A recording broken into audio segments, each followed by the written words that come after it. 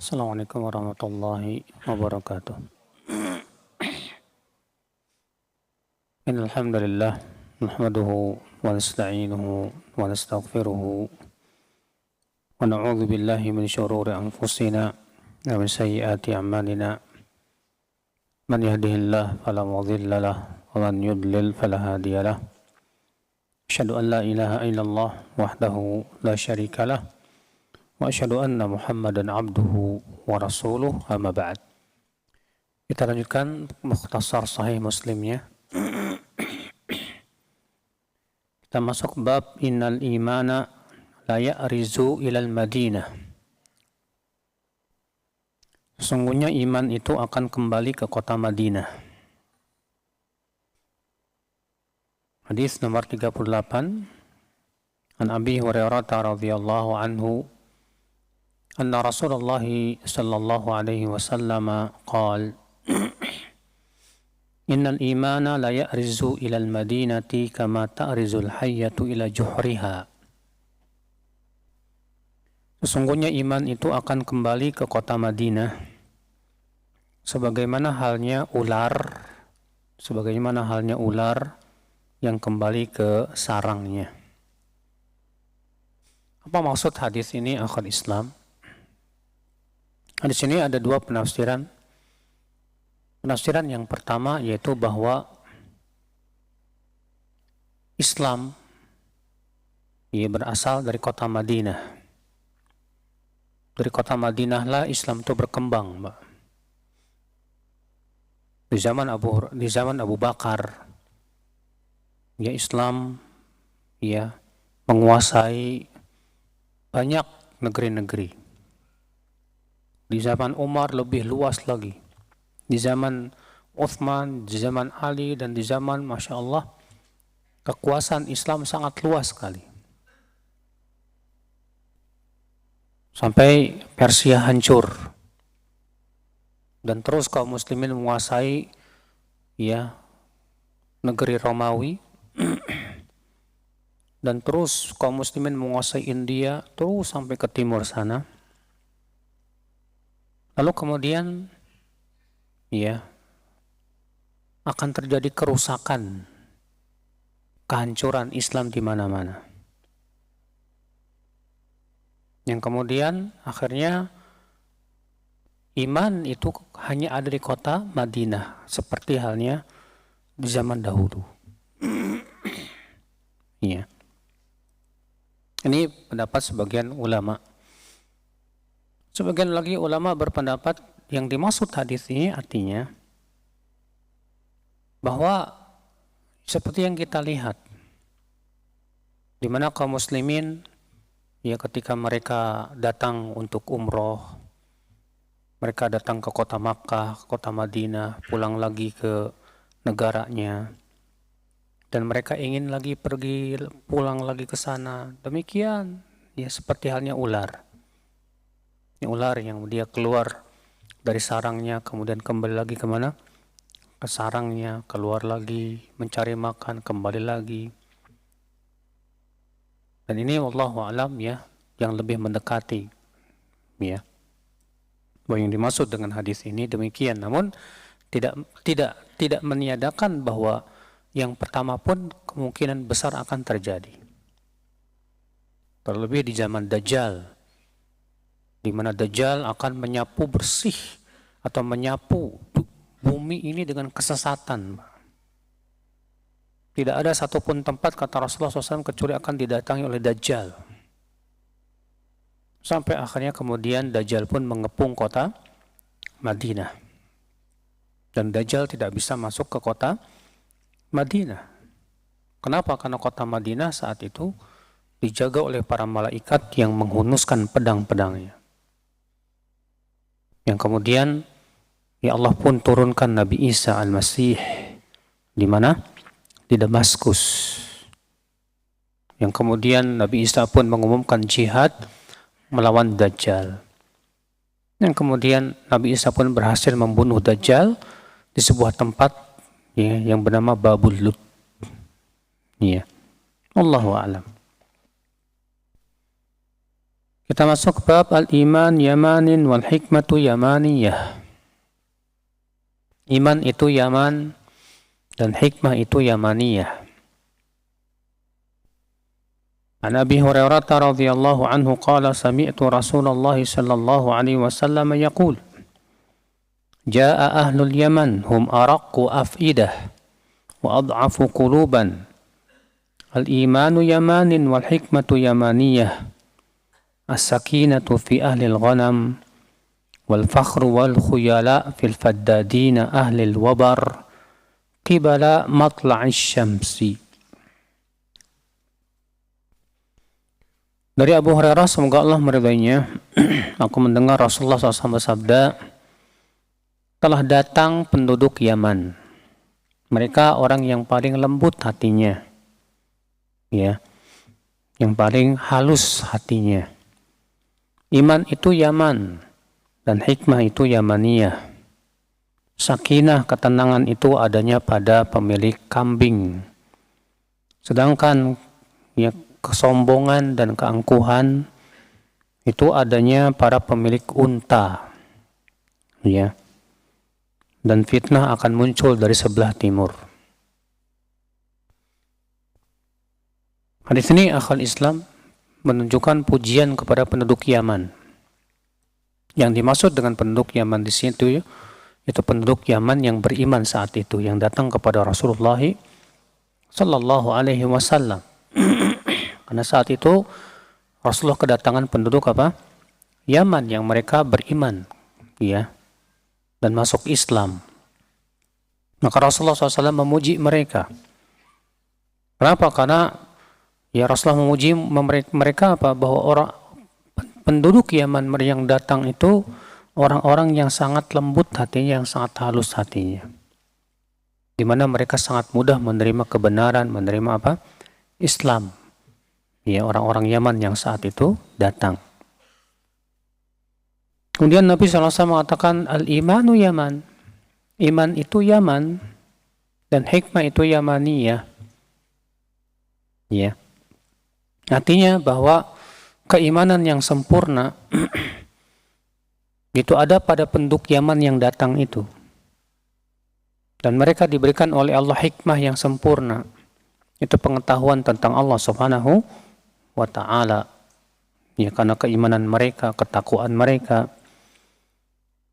Sebagian ulama mengatakan bahwa hadis ini berlaku untuk penduduk Yaman yang seperti ini keadaannya sampai hari kiamat. Ya, yang sesuai dengan sifatnya. Contoh misalnya di zaman Abu Bakar saja, penduduk Yaman itu tidak ada yang murtad saat itu yang masuk Islam. Bahkan mereka kemudian membantu Abu Bakar untuk menumpas kaum murtadin. Ya. Demikian pula di zaman Umar bin Khattab pun penduduk Yaman mereka tetap setia dengan Islam. Ya. Dari zaman ke zaman penduduk Yaman mereka juga memiliki banyak andil dalam penyebaran Islam, Pak, ke seluruh dunia.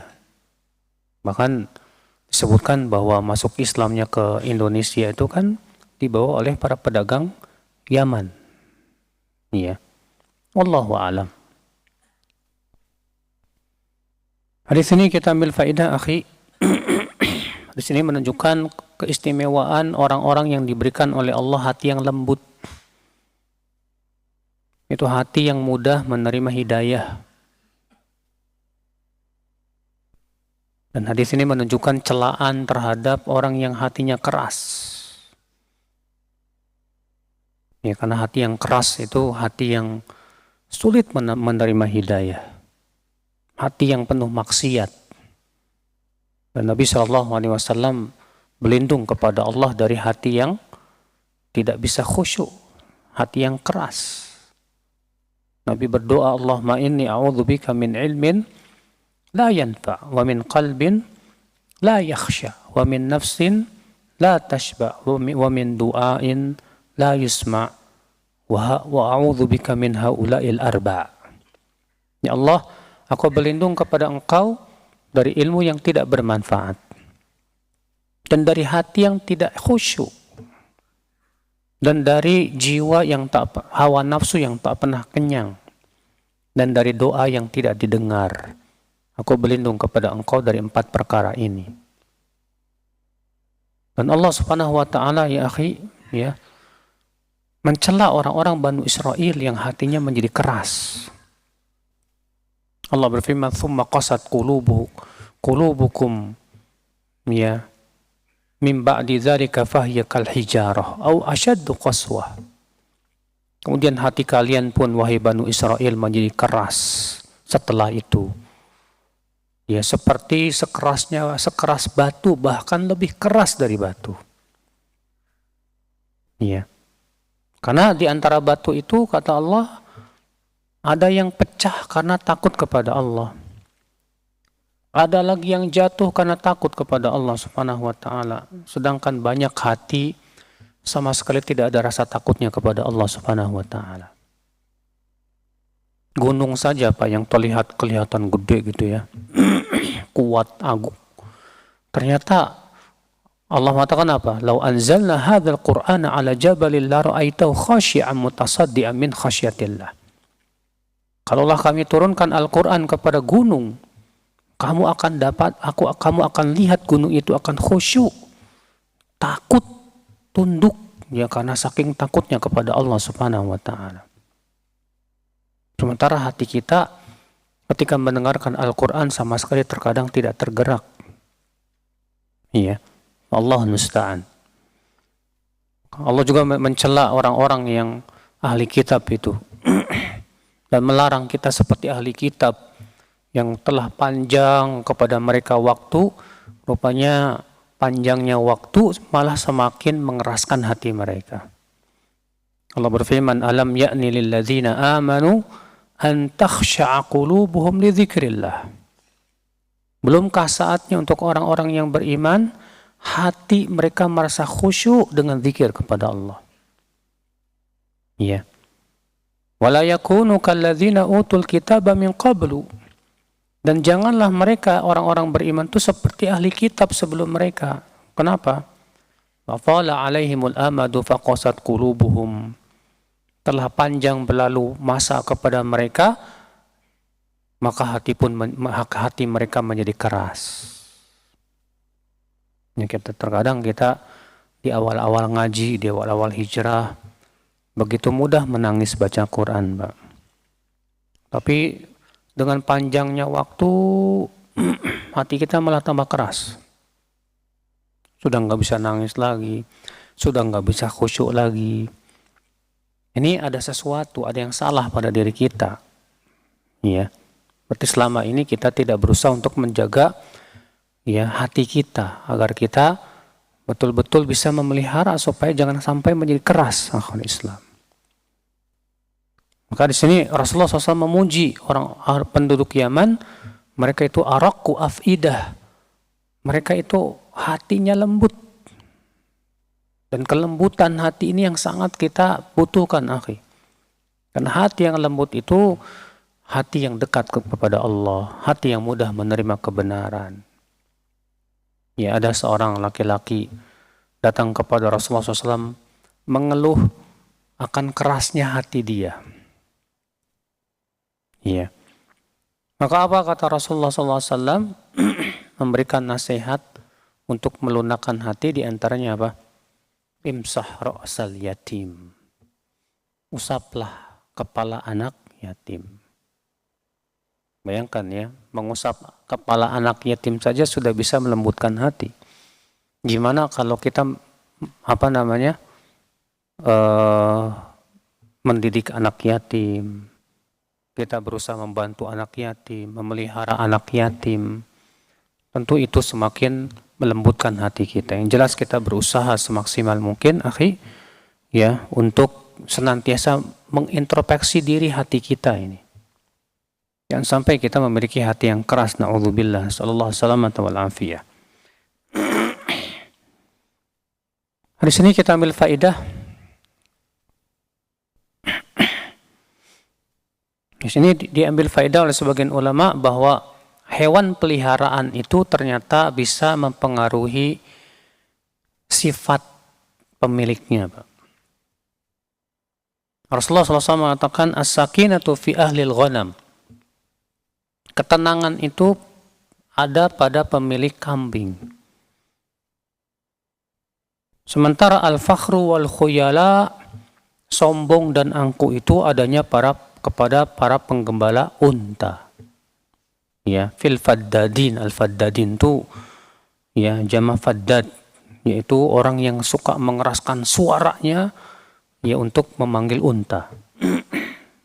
Karena memang ya para penggembala unta itu harus punya sikap yang keras, Pak. Unta itu nggak bisa disikapi dengan lembut, nggak bisa. Sebab kalau dilembuti itu kitanya malah dinyain sama siapa? Masih unta itu. Ya, malah diremehin sama dia. Maka rata-rata para penggembala unta itu keras sifatnya, Pak. Kenapa? Karena dia memang harus begitu, diharuskan begitu terhadap si unta itu. Beda dengan apa? Kambing.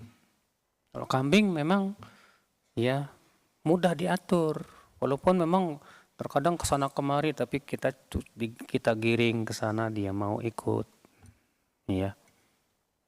Makanya Nabi SAW mengatakan as-sakinah. Sakinah itu ada pada pemilik kambing. Dan ini menunjukkan pujian terhadap binatang kambing. Ya, dan ternyata Nabi SAW mengabarkan bahwa semua nabi dan rasul pasti pernah menjadi penggembala kambing.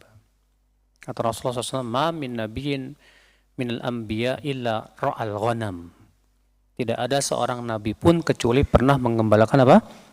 Kambing. Kenapa? Karena kata para ulama menggembalakan kambing itu pertama ya menumbuhkan kesabaran. Yang kedua, menumbuhkan sifat sakinah. Ya. Yang ketiga, menumbuhkan kepemimpinan. Bagaimana dia harus memanage kambing-kambing yang banyak itu. Ya. Maka Nabi SAW menganjurkan para sahabat untuk melihara kambing. Nabi bersabda, "Ittakhidul ghanam fa innaha barakah." Ambillah kambing, karena kambing itu binatang yang berkah. Maka disebutkan dalam hadis, fa innaha min dawabil jannah, sesungguhnya kambing itu termasuk binatang surga. Masya Allah. Makanya kalau antum punya jenggot, kemudian diserupain kayak kambing, jangan tersinggung. Kamu itu punya jenggot kayak kambing aja. Bilang ke dia, alhamdulillah Pak, kambing itu penduduk surga. Ya, binatang surga kata Rasulullah. Ternyata sifat binatang surga itu pakai jenggot. Ya. Jadi antum nggak usah tersinggung kalau disebut kayak apa? Kambing, nggak masalah, silakan aja. Ya. Coba cari hewan-hewan yang nggak berjenggot, banyak kok. Kenapa nggak dikiaskan juga seperti itu gitu? Cuman kan kita nggak mau. Ya. Nanti tersinggung orangnya.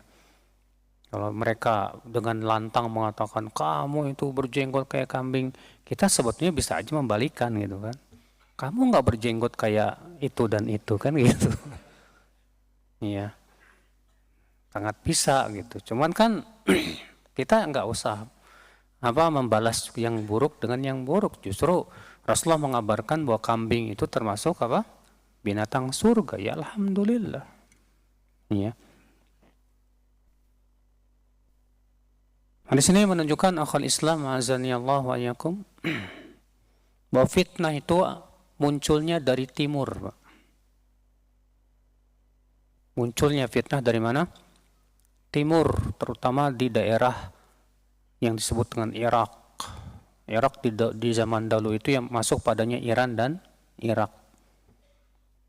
Dan memang benar, semua firqah-firqah sesat munculnya dari sana, Pak. Munculnya Khawarij dari sana, munculnya Murji'ah dari sana, Syiah dari sana, Jabariyah, Qadariyah, hampir semua firqah sesat munculnya dari sana, dari arah timur. Berbagai macam ya keyakinan-keyakinan yang sifatnya mistis kebanyakan munculnya dari sana. Ya, Pak, Allahul musta'an. Hadis nomor 40 An Jabir ibn Abdullah radhiyallahu anhuma qala qala Rasulullah sallallahu alaihi wasallam Ghiladhul qulubi wal jafa fil masyriq wal imanu fi ahli al-Hijaz. Kerasnya hati ini adanya di timur sana. Sedangkan iman itu adanya di ahli al-Hijaz. Hijaz itu kalau antum lihat Saudi Arabia ya, ada yang mendekati ke Laut Merah, ya itu Hijaz namanya. Berarti Makkah dan Madinah termasuk Hijaz. Ada lagi yang sebelah sananya ya, daerah Riyadh, di situ ada Qatar dan yang itu namanya Najd. Kenapa disebut Najd? Karena memang dataran tinggi dan Najd itu memanjang Pak sampai Irak. Najd itu memanjang sampai mana? Sampai Irak. Ya. Hadis ini menunjukkan akal Islam yang seperti yang sudah kita sebutkan tadi.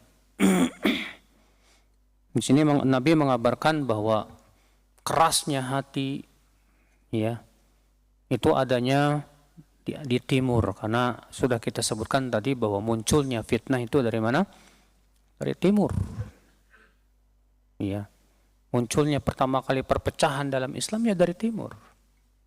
Bagaimana dahulu Abdullah bin Saba ya memilih Kufah, Basrah untuk menjadi tempat bercokol dalam rangka menyebarkan fitnah.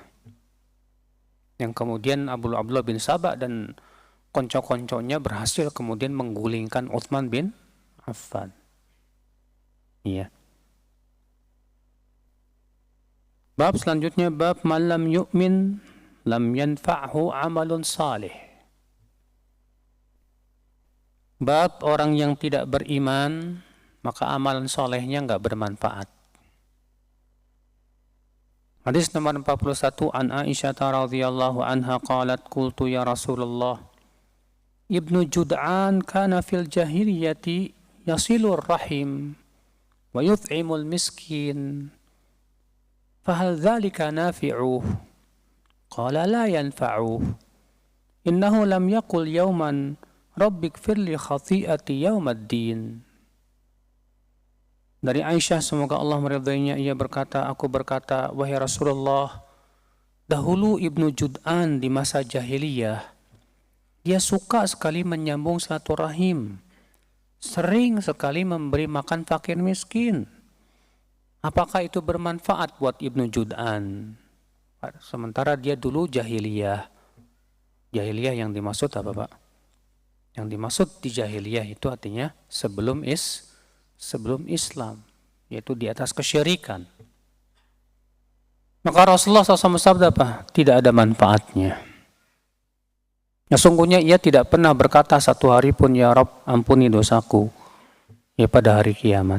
Artinya dia tidak beriman kepada hari kiamat, nggak percaya adanya hari kiamat. Ya. Hadis ini menunjukkan ya akhi, sebesar apapun kebaikan seseorang kalau tidak beriman kepada Allah dan kehidupan akhirat tidak ada manfaatnya. Ya. Kadang di zaman sekarang Pak ada orang yang berkata begini, ini yang menemukan listrik ini manfaatnya besar sekali ya. Berarti harusnya dia pahalanya ngalir terus tuh sama dia tuh. Kalau dia beriman. Tapi kalau dia nggak beriman, nggak ada manfaatnya. Iya.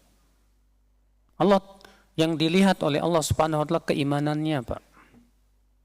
Walaupun misalnya dia banyak berbuat baik. Dan orang kafir yang tidak beriman kepada Allah, kalau dia berbuat kebaikan, Allah Maha Adil. Allah tetap berikan balasan tapi hanya sebatas di dunia. Adapun di akhirat, maka amalan mereka dihancur leburkan oleh Allah Subhanahu wa taala. Allah berfirman, "Wa qadimna ila ma 'amilu min 'amal, faja'alnahu haba'an manthura." Maka kami datangkan amalan-amalan mereka waktu di dunia, faja'alnahu haba'an manthura. Kami jadikan ia pun hancur lebur, nggak ada manfaatnya di sisi Allah Subhanahu wa Ta'ala. Kenapa? Karena dia nggak beriman sama Allah, nggak beriman kepada kehidupan akhirat, maka nggak ada manfaatnya. Maka ini menunjukkan, akhi, ya, dasar ya amal itu iman. Siapapun yang beramal tanpa iman tidak terima. Tapi orang yang beriman, amalannya diterima oleh Allah Subhanahu wa Ta'ala selama dia ikhlas, selama dia sesuai dengan tuntunan Rasulullah sallallahu alaihi wasallam. Makanya akal Islam, ya, orang yang baru beriman di saat-saat yang saat itu iman tidak diterima lagi pun juga tidak ada manfaatnya. Seperti orang yang baru beriman ketika nyawa sudah sampai kerongkongan. Atau orang yang baru beriman ketika matahari telah terbit dari mana? Barat. Ini pun juga keimanannya sudah tidak ada manfaatnya lagi. Bab selanjutnya, bab la tadkhulunal jannah hatta tu'minu. Bab kalian tidak mungkin masuk surga sampai kalian beriman. Hadis 42, an Abi Hurairah radhiyallahu anhu qala qala Rasulullah sallallahu alaihi wasallam la tadkhulunal jannata hatta tu'minu wa la tu'minu hatta tahabbu awala adullukum ala syai'in idza fa'altumuhu tahabbtum afshus salama bainakum. Dari Abu Hurairah, semoga Allah meridhoinya, ia berkata, Rasulullah SAW bersabda, kalian tidak akan masuk surga sampai beriman, dan kalian tidak beriman sampai saling mencintai. Maukah aku tunjukkan kalian kepada sesuatu yang apabila kalian lakukan, kalian akan saling mencintai? Apa itu? Sebarkan salam di antara kalian. Nah, di sini menunjukkan, akhi, bahwa syarat masuk surga adalah iman. Sebagaimana sudah kita sebutkan tadi. Tidak mungkin masuk surga kalau kita tidak beriman kepada Allah dan kehidupan akhirat. Karena orang yang tidak beriman tempatnya di mana, Pak? Dalam neraka, kekal selama-lamanya, abadal abidin kalau ia mati di atasnya. Na'udzubillah, nasallallahu salamata wal afiyah. Hadis ini menunjukkan akal Islam bahwa iman kita tidak sempurna sampai kita saling mencintai karena Allah. Nabi mengatakan, dan kalian tidak beriman sampai kalian saling mencintai. Maksudnya kalian tidak beriman apa, Pak? Kata para ulama, artinya keimanan yang sempurna. Bukan berarti orang yang tidak saling mencintai jadi kafir, bukan makna hadis ini. Karena kan Rasulullah mengatakan kalian tidak beriman sampai kalian saling mencintai. Lah, terus gimana kalau ada dua muslim yang bertengkar dan saling membenci? Berarti nggak beriman alias kafir? Bukan. Yang dimaksud di sini yaitu meniadakan kesempurnaan iman. Ya. Berarti iman, kapan iman kita sempurna? Kalau kita saling mencintai. Cuma masalahnya saling mencintainya karena apa, Pak? Karena Allah, bukan karena dunia. Ya. Mungkin ada yang bertanya, tapi kan hadis ini umum, Ustaz, sampai kalian saling mencintai. Ya, kita katakan, namun Al-Quran menjelaskan apa maksud saling mencintai di sini. Dan demikian pula hadis. Allah berfirman, al-akhillau yawma idzin ba'duhum li ba'din aduwwun illa al-muttaqun. Al-akhilla, ya, illal muttaqin. Orang-orang yang saling mencintai, saling berkasih sayang karena dunia, nanti pada hari kiamat akan menjadi musuh satu sama lainnya. Kecuali orang yang bertakwa. Kata Ibnu Katsir ketika menafsirkan ayat ini apa? Kullu zamalatin wa saraqatin wa sahabatin laisat lillah. Ya, setiap pertemanan, persahabatan yang bukan karena Allah, maka ia akan berubah pada hari kiamat menjadi apa? permusuhan. Ya. Kecuali apa? Orang yang bertakwa yang pertemanannya, persahabatannya benar-benar karena Allah. Makanya persahabatan yang kekal sampai hari kiamat itu yang karena Allah. Rasulullah SAW bersabda apa? Awthaqu ural iman al-hubbu fillah wal bughdhu fillah. Sekuat-kuat tali iman itu apa, Pak? Cinta karena Allah dan apa? Dan benci karena Allah. Maka dari itu setiap kita memeriksa. Ya, kita mencintai teman kita karena apa? Karena di zaman sekarang ini, Pak, yang benar-benar 100% cinta karena itu jarang, karena Allah itu jarang sekali. Kita seringkali mencintai teman kita masih dikotori oleh urusan-urusan dunia, Pak. Kita mencintai seseorang karena satu hobi. Sama-sama hobi goes misalnya. Kita mencintai seseorang hanya karena satu yayasan atau organisasi. Kita mencintai seseorang karena dia satu kantor. Kita mencintai seseorang karena dia orang kaya. Ya, kalau orang miskin, dia nggak peduliin. Kita mencintai seseorang karena satu partai, satu tujuan. Ini, akhi, semua ini cinta karena dunia. Nah, kok cinta-cinta karena dunia ini yang akan nanti pada hari kiamat berubah jadi apa? Permusuhan. Saling bermusuhan satu sama lainnya. Ya, cinta karena Allah itu maksudnya gimana? Yaitu kita mencintai seseorang karena kesolehan dia, karena ketakwaan dia, karena dia orangnya Masya Allah rajin sholat, dia Masya Allah ya benar-benar menjaga agama Allah Subhanahu wa Ta'ala.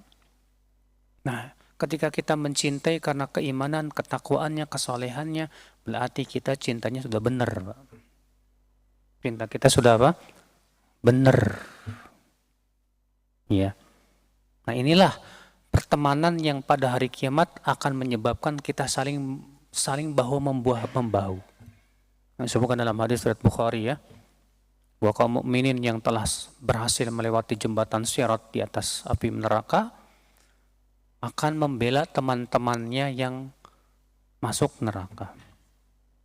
Mereka datang kepada Allah dan berkata, "Ya Rabb, ikhwanuna alladzina kanu yusalluna ma'ana wa yasumuna ma'ana."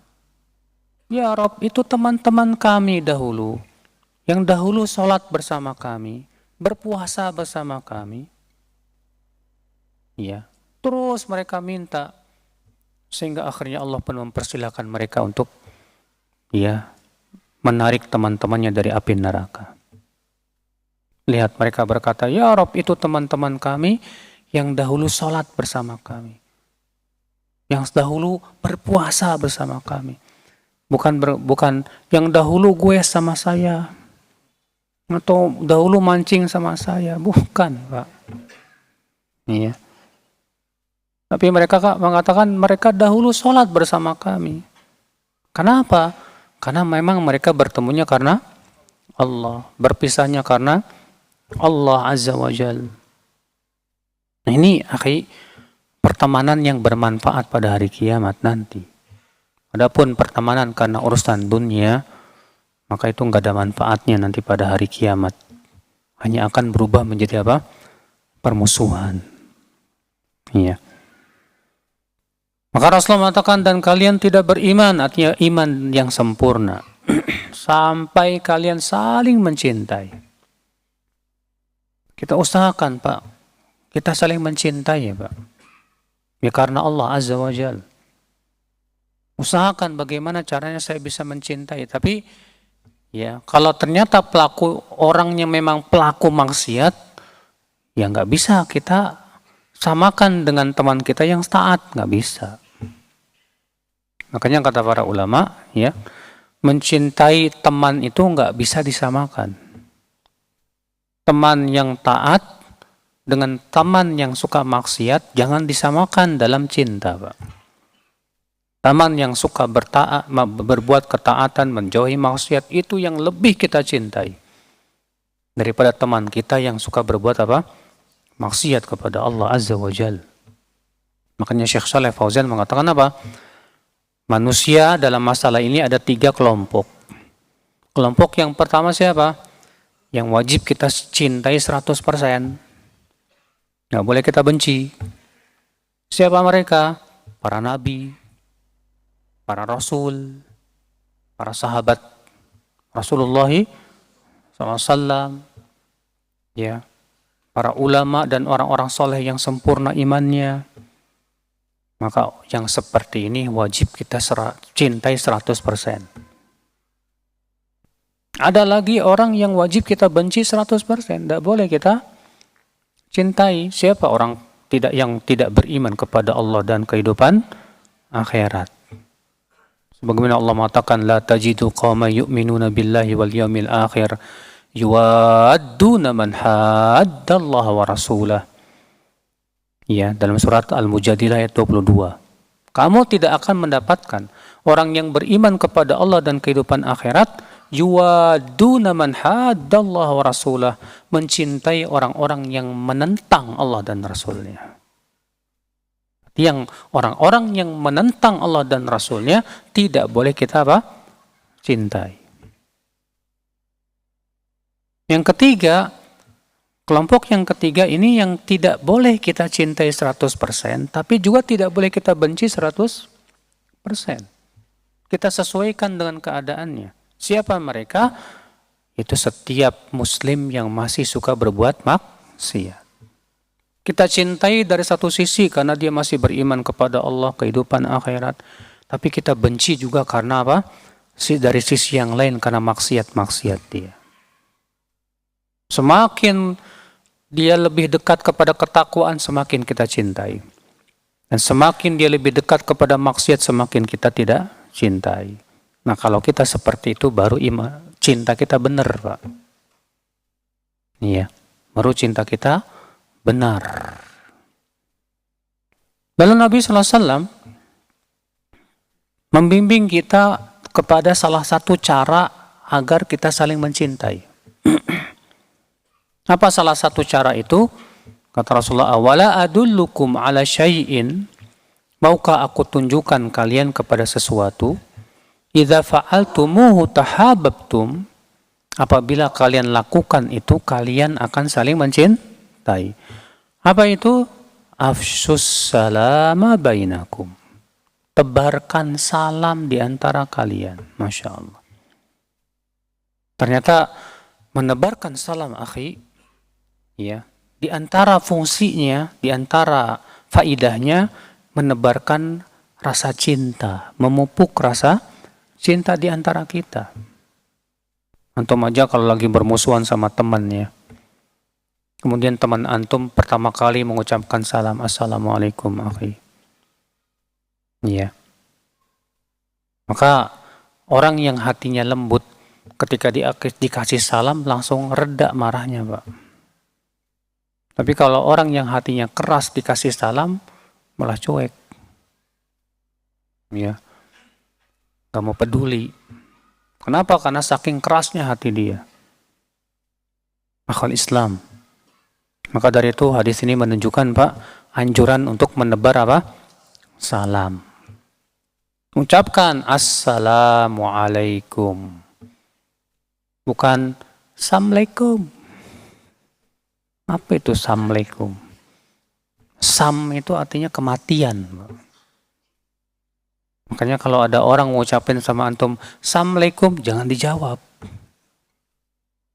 Karena sam itu artinya kematian. Pernah ada orang Yahudi melewati Rasulullah dan mengatakan apa?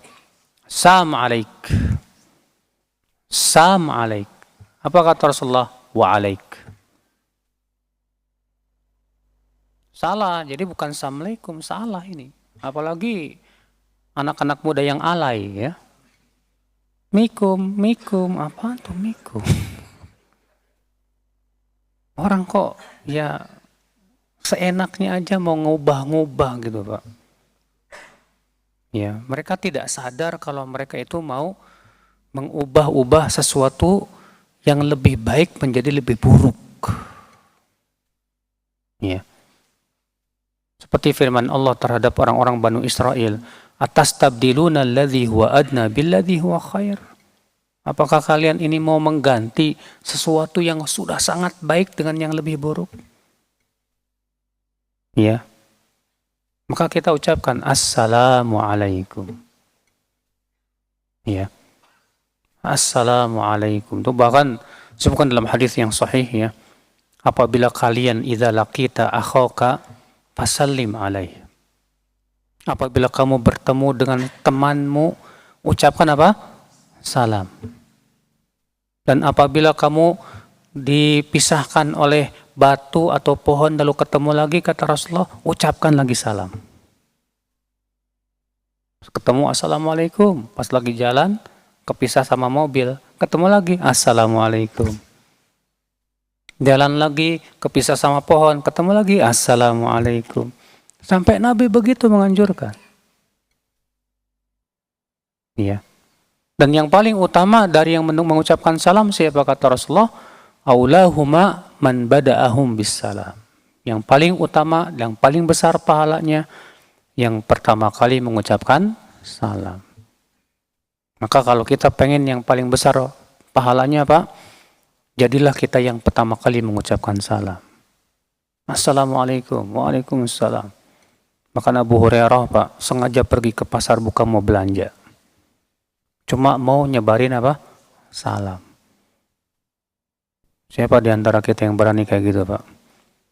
Pergi ke mall, bukan mau belanja, cuma ngatain Assalamualaikum, Assalamualaikum, Assalamualaikum. Masya Allah. Ya. Tebarkan salam. Apa makna Assalamualaikum? Ada dua pendapat. Pendapat pertama mengatakan Assalam artinya adalah nama Allah. Nama Allah yaitu Assalam.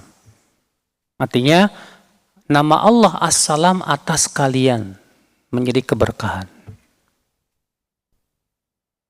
Makna yang kedua Assalam artinya keselamatan. Ya. Artinya keselamatan atas kamu. Dan dua makna ini dua-duanya benar. Ya. Sebagian ulama merajihkan yang pertama, wa assalam di sini nama apa? Nama Allah Subhanahu wa taala. Sekarang akhwal Islam azani Allah wa iyyakum. Bagaimana kalau misalnya kita ketemu orang kafir? Apakah boleh kita memulai salam? Jawab tidak boleh. Iya. Kenapa? Karena Nabi SAW melarang itu. Nabi bersabda, la tabda'uhum bis salam. Jangan mulai mengucapkan apa? Salam. Terus bagaimana kalau ada orang kafir mengucapkan ke kita gini, Assalamualaikum.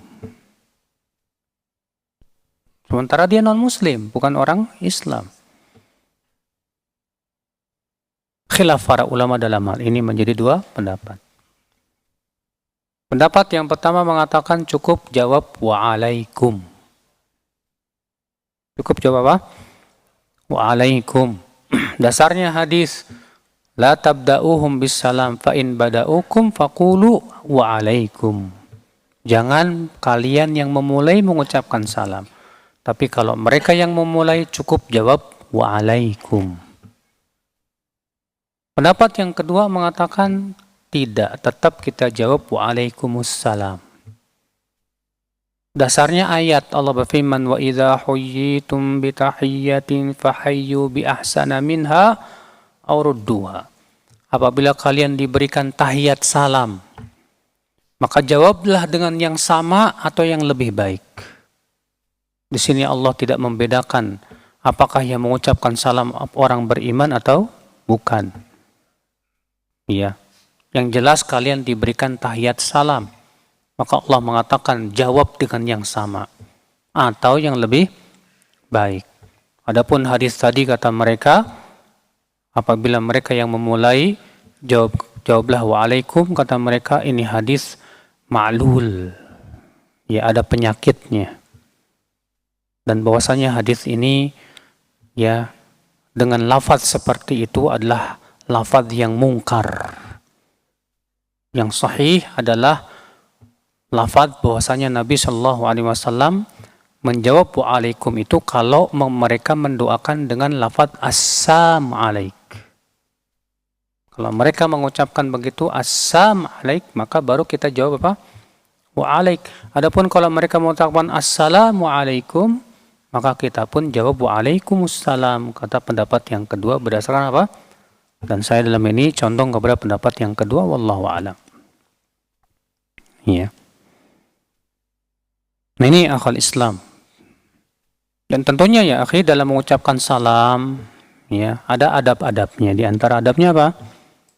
Yang lebih kecil memulai salam kepada yang lebih besar, lebih dewasa, lebih tua. Yang berkendara mengucapkan salam kepada yang jalan kaki. Jangan sampai kita lewat, terkadang kan sebagian ikhwan tuh lewat sambil ditutup itu Pak. Apa sih namanya? Kaca mobilnya. Sementara ngelewatin teman-teman misalnya. Yang lebih baik dibuka aja. Ya. Assalamualaikum gitu kan. Ya, assalamualaikum.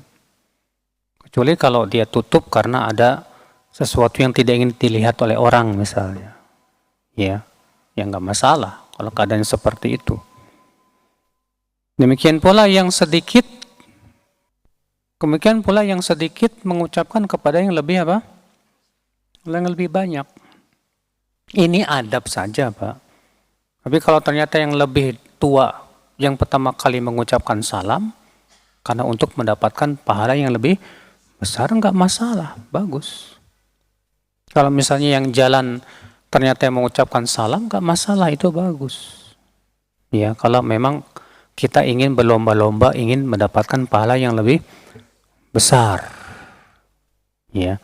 Allahu a'lam, karena sudah masuk Isya. Kita cukup, wabillahi taufik. Assalamualaikum warahmatullahi wabarakatuh.